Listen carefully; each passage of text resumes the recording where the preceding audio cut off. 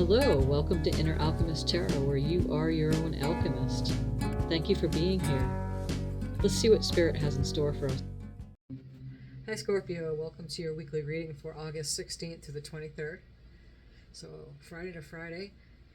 Take it before, like a few days before and then a few days after if you can. And aside from what the cards may tell us. Okay. The cards have been cut and pre-shuffled with your energies. I'm just going to warm them up here as I move along here.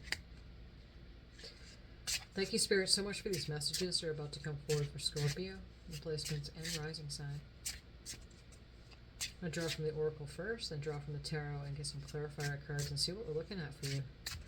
And may you be doing well, Scorpio. Let's see what we have for you this coming week. Villain. You can always rewrite the story.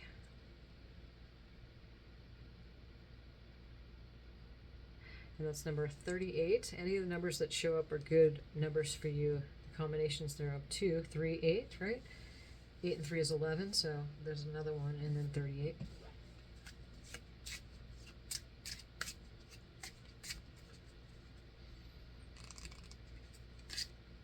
A change in the wind, number 12. So it's 1, 2, 3, and also 12. Change in the wind.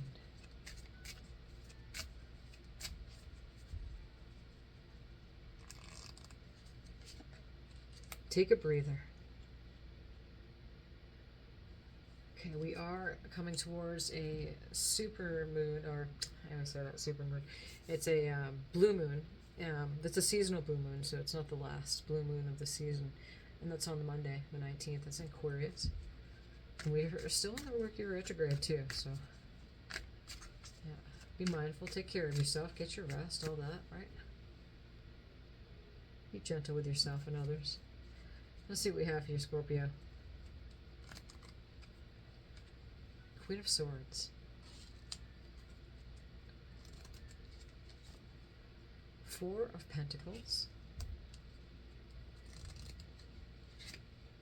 And 2 of Pentacles. On the bottom, we have the 5 of Cups.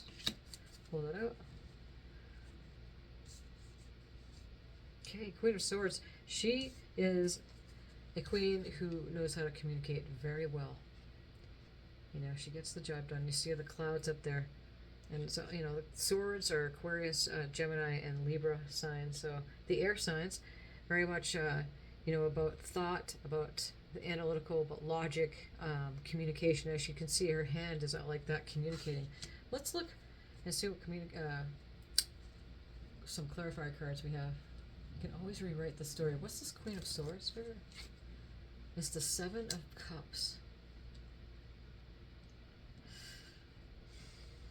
The 7 of Cups is a card that shows up, and you can see this person's in the shadow. And the cups are in the cloud. You know, we talked about the clouds here and behind the Queen of Swords. And so it's kind of like, it's in his imagination, it's in his mind. But what, you know, it could be wishful thinking. What cup does he want to choose? And, you know, like he has a choice, like or not knowing, being indecisive. And you can't get it wrong, right? You can't choose a wrong cup. Even making a choice or not making a choice is a choice. So that's a big message there too. But also, when this shows up, it's like, how much connection is there to, you know, their higher self, to Creator, to God, to their, you know, what do you refer to, the higher powers? How much connection? You're not doing it alone. You know, things coming from imagination, you can't get it wrong. There's many choices to be had here. So, yeah, making a logical choice, right? Communicating that. Let's see. Let's go further. Let's see what we have with these cards. We'll come back. Change in the wind. We have the 4 of Pentacles. That's holding on to something tangible. Resting. 4s are a resting time. Foundational time. Setting the foundation. And Pentacles, a lot to do with money, career, finance, or something like that. Anything that's tangible. Something, a situation you may be holding on to too much. What's this 4 of Pentacles? The 10 of Swords. 10 of Swords is when you know, it's over. Whatever the heartache was, multiple times, like you see the 10 swords in the back. So each sword is a circumstance that happened, a challenge, or somebody that, you know, got you, backstabbed you, did something.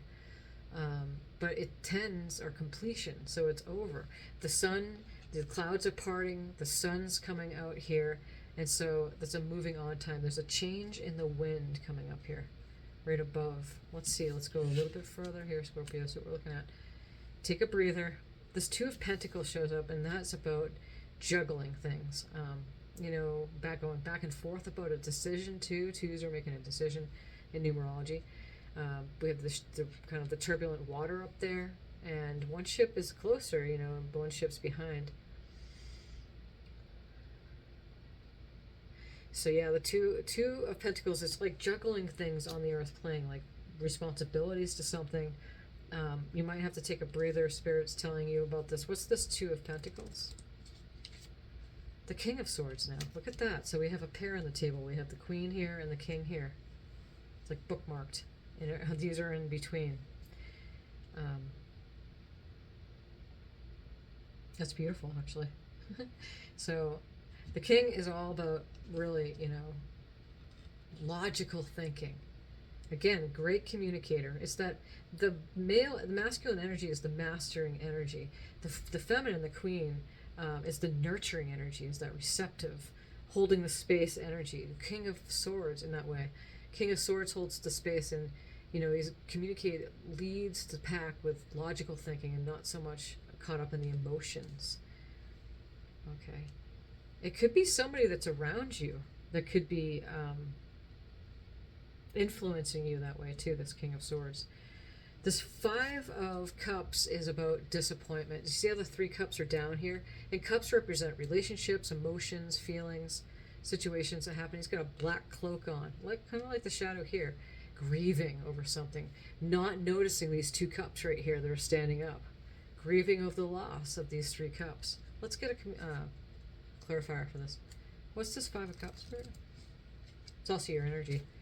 Yeah, so it's look what we have here is the Nine of Swords, you know, like we pulled the Ten of Swords. Nine of Swords is really getting up in your head about something here. So whatever that was, Scorpio, that really got to you, and you're still thinking about it. And so the Mercury retrograde is a perfect opportunity to notice what comes up, because it's coming up to clear out, and so you can go forward in a much more expanded way. That's why Mercury retrograde is awesome. Yes, there's miscommunications. Yes, you know, things happen. You might lock your keys in your car, or have a flat tire, or be more moody and watch others, and just, you know, just fumble around sometimes during the Mercury retrograde, because it's all about communication. And so something here had been keeping you up at night, maybe possibly giving you a nightmare over the situation. Again, not seeing that Two of Cups that's sitting right there. One more card for these. Five of Cups and the Nine of Swords, please, Spirit. Okay, so here we go. Here's that Three of Cups.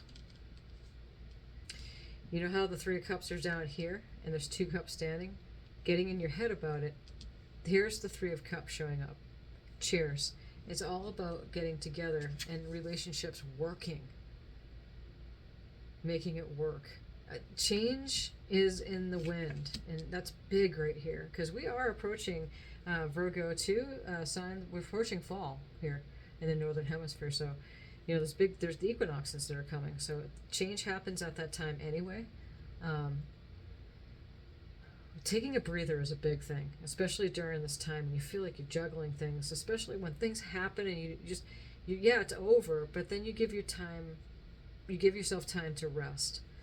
Make sure you're getting that rest, because things aren't really what they seem to be here. Okay, well, I'm going to do one more card for this bunch here. There's three over here. One more, Spirit. Yeah, look at that. There's the Chariot coming in, and the Chariot's all about victory and success. Balancing polarities, coming right in, quickly moving towards success. So whatever it is and had been happening, Scorpio, just know that this week is presenting to you some big change that's going on here. You can always rewrite the story. Whatever this was that happened, whatever that Five of Cups that got to you in your grieving process, whatever got in your head, whoever this King of Swords is, take a breather, because things are moving quickly for you into something very good. One door shuts, another opens. When one chapter ends, there's always another one, or, other books are written. There's not just one book that's published. There's more stories after that, meaning goodness. I refine my character and overcome difficulties by remaining positive. I calm my heart and illuminate the intellect to transform shadow into light. I consciously manifest goodness in and around me. I improve my qualities for the benefit of all. I love that. I consciously manifest goodness in, and so it reflects out. And that's the alchemical process. That's really big. So goodness here.